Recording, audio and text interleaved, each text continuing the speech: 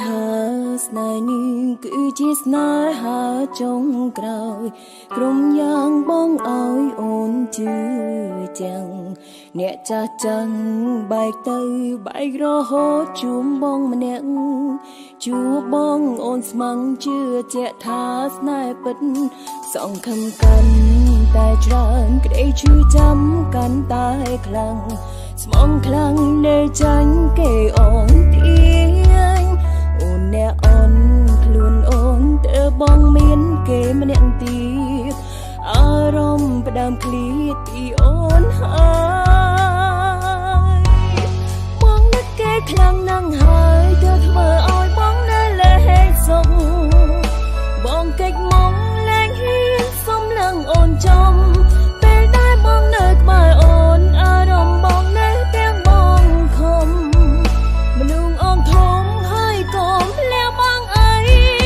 អ្នកថ្មីគេល្អជាងអូនគេយកបានចិនបងទាំងមួយ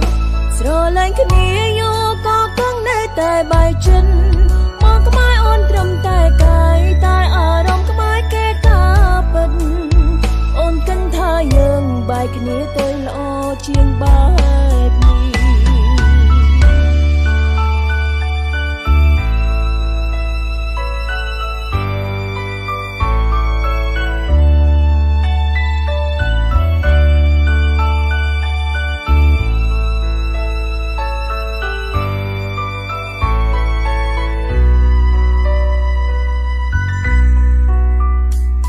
គិតថាស្នេហ៍នេះគឺជាស្នេហាចុងក្រោយក្រុមយ៉ាងបងឲ្យអូនជឿចាំងអ្នកចាស់ចឹងបែកទៅបែករហូតជួមបងម្នាក់ជួបងអូនស្មឹងជឿជាក់ថាស្នេហ៍ពិតសង្ឃឹមកាន់តែច្រើនក្តីឈឺចាំកាន់តែខ្លាំង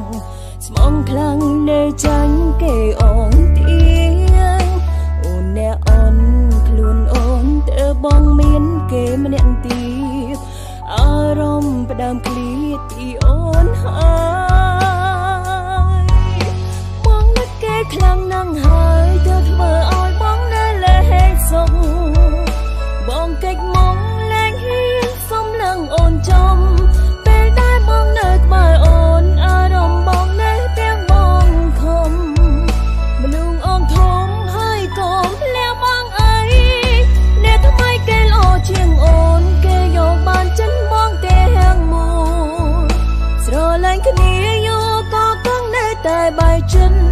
មកក្បែរអូនត្រឹមតែកាយតែអារម្មណ៍ក្បែរគេថាពិតអូនគិតថាយើងបែកគ្នាទៅល្អជាងបែបនេះបងនឹកគេខ្លាំងណាស់ហើយទើបធ្វើឲ្យបងនៅលែងសុខ